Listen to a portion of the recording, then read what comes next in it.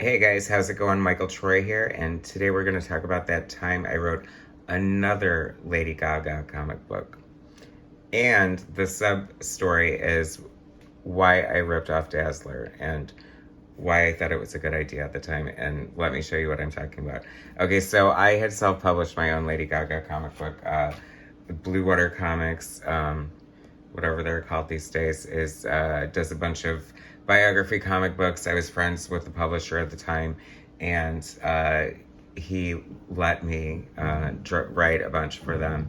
And I'm an artist too, so my big fantasy is I'm in love with Lady Gaga. They had already done Lady Gaga, but I talked him into doing another one.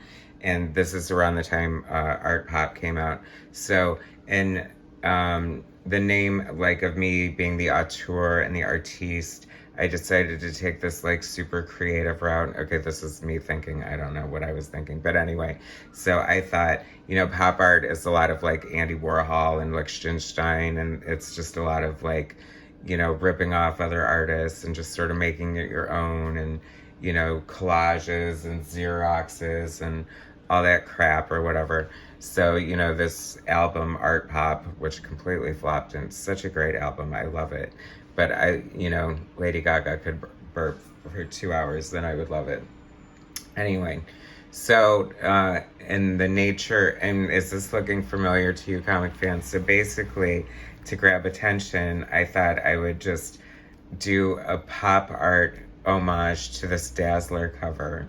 And I have to say, I don't think I would have done it again because I don't know, I feel like I just kind of ripped it off. And there's swiping and there's homaging, and this is pretty much swiping, I guess. But anyway, I thought it would be fun. It's in direct reference to the pop culture angle, and it's my pop art. It's my art truth at the time. So let's take a look through the book. So I'm basically retelling her biography and like everything that happened up until this point.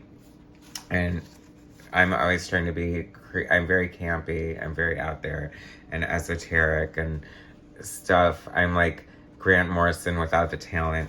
And so anyway, I did write pencil, ink, and color this issue. Darren Davis, the publisher, and my friend, the one who gave me all this exposure doing these comic books for him, was kind enough to let me do this book. So let me, this was just a lot of me just, I don't know, having artistic fun. And this is sort of, I don't know, we've seen that image of Gaga, and this is an egg. She's inside an egg. And this is me telling like this out there kind of story. But this is fun. I love this book. I don't care. I'm shameless. But I did put my Kirby Crackle in there, although it's big loose dots. But I do love my Kirby Crackle. And I don't know what the hell's going on here, but there's my fun cityscape. I love drawing cityscapes. And, there's my teddy bear dum-dum. It's like when you're drawing and writing a book, you can put whatever the hell you want into it and nobody's going to know. And so that was like a Xerox or an altered image of a bunch of records, because I thought that would be pop arty and fun. And this is like a ripoff of a Lichtenstein, which I love that I ripped off Lichtenstein because he rips everybody off, and his is so blatant and so like crazy. Like, he makes millions of dollars off of a painting, and it'll be just literally a blown up panel from an old romance comic book. So I was so more than happy to homage / rip him off for that. And looking at this, I have to say this is fun. I just sort of really, I think when I worry too hard or I'm trying to be something else in my art is when I trip up. And that's advice to everybody. It's like, I can see, I mean, I don't know if anyone else can see my influences all over this, but I was just getting into the digital coloring, so it's pretty raw. This is before Procreate saved my life. And so I was, Zombie Boy, and Rick Janess, God rest his soul, a clip from Born This Way. And just, I was trying to capture all the imagery. So I have to say that of all the Gaga projects I'm involved in, I was kind of, it's funny because I haven't looked at this in a while, and the last time I looked at it, because I'm hypercritical of my art, I'm a Capricorn, and the last thing in the universe we want is to be judged. although we want the praise. Imagine that. But anyway, last time I pulled this out, I wanted to barf. I thought it was so ugly and gross. But a lot of artists feel that way about their art. And unfortunately, I'm one of them. I guess that's what makes us want to keep going and strive to be better. And I just think that in 100 years when I'm gone and somebody whips this out of, I don't know, some old box or something, they're going to be like, genius. Look at the genius. Am I wrong? Look at the genius and the repetitive panels. Is this page done twice? I feel like there was some kind of weird mistake. Oh yeah, see, this page is in here twice. I don't know if that was my fault or the editor. Or it's a glitch in the matrix. It's a Mandela effect going on. Hey, it's a great way to add some bulk to your book. Just randomly repeat a page when nobody's looking. Nobody's paying attention anyway. You probably haven't even made it this far in the video. What do you care, right? Here's me being arty again. Oh, my inspiration here was, there was this pinball game in the 80s called Xenon. And they had it when we were little and my parents got divorced. We moved to Vegas to live with my grandmother. And they had this store. God, what was it called? Something like Value City. But no, that couldn't have been it. But anyway, they had this awesome Xenon pinball machine in there, and I just always loved the art in the face, so I just copied it there. That's another pop culture, pop art reference, because the art and pop culture is in me. This was a swipe, well, an homage to my buddy Jason Pearson. I took that pose from a picture of Panda that he drew, fully admitted. But, see, this is where the art comes in. And see, now I'm loving all over this art. I think it's fun. But anyway, it's about her feud with Madonna. And so they're in a boxing match, and one's Madonna and one's Gaga. And that's her look from, like, the girly show, I want to say, with the short hair. I kind of like how I did that with the silhouettes. I was having fun with color. You know, my art, I guess, isn't for everybody, but one of my favorite comments about my art is that it looked like Hanna-Barbera on crack, and then it's been called garish, it's been called, like, reading candy. But it's pop art, it's fun, it's gay, it's glitter, it's me. It's a direct representation of who I am, soul to soul, back to life, back to reality. Here I am, rock me like a hurricane. Gosh, I really am going off on this diatribe just because I want to stop and focus on this fun page of Cher. And see, a lot of it's like, I don't know, photo reference or lifting or, you know, manipulation and stuff. But then every once in a while, you get this gem that is Lady Gaga at the MTV Awards in her meat dress. No, did she really have a steak on a bed of lettuce on the top of her head, or is that my funny commentary? One can never tell. I'm gonna sneeze.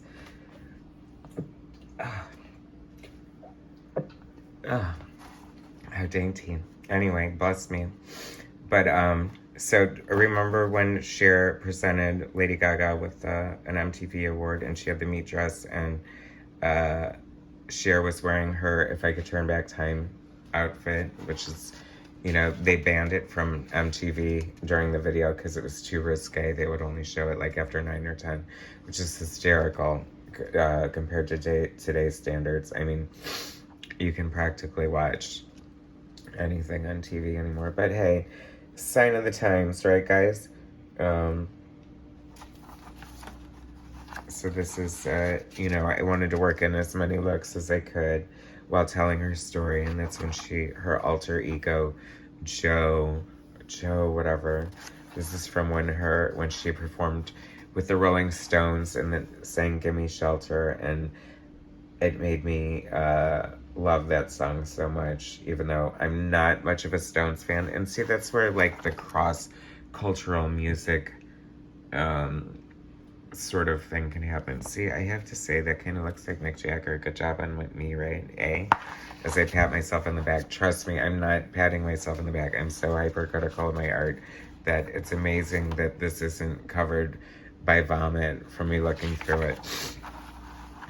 And of course, what is this? Oh, that's because I have to work in Wonder Woman in everything I do because I love Wonder Woman.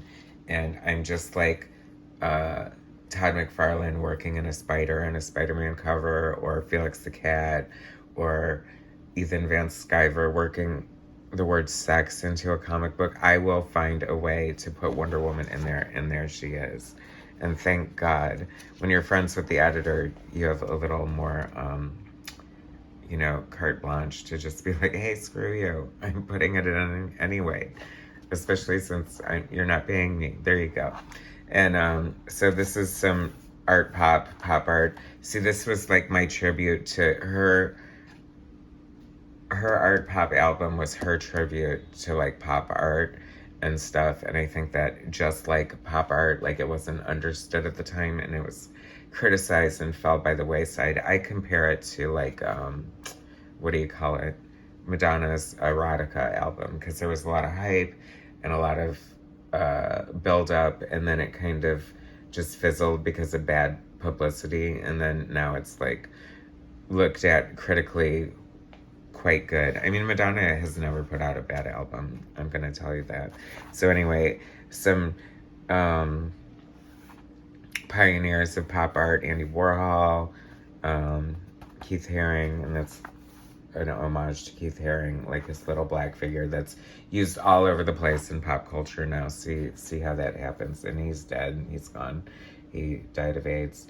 One of the first victims of the whatever. Anyway, great artist, indelible, left his mark on history and society and art, pop culture, and just regular culture. And then Roy Lichtenstein. I can't believe I didn't give him a quote to say. Maybe he didn't say anything.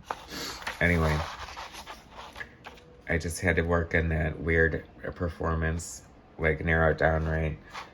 This is getting towards the end, so it's getting a little, this is like my my Bill Sienkiewicz style, where it's just kind of scratchy, but you can tell what it is. And that's Gaga meeting, what do you call it? What are their name? One Direction backstage, which is fun because I just remembered, now I have to pull it out. I did a One Direction comic book too. Is that my first comic? No. I feel like RuPaul was, but anyway. So this is some more pop art pop lifts from Lady Gaga's career. It's when she was in a wheelchair, when she had her hip surgery. It's a pig mask from the song Swine. I'm just a pig inside a human body. I like to use quotes and fun stuff like that. But anyway, this is funny because I'm going to admit this right here, right now. This is, I feel like this might have been a picture of Madonna from Cherish video that I kind of referenced to sort of make it look like Gaga, but I wouldn't do that, would I? I don't know. So anyway, that's my art house, art pop art, Lady Gaga Fame comic book for Bluewater. Just basically, I don't know, just a crazy, like, smoke a joint and just read it if you are so inclined or whatever. Anyway, so I love Lady Gaga, and thank you for watching. Please subscribe to my channel, and I'll bring you some more content later. Hit like. All right, thanks, guys.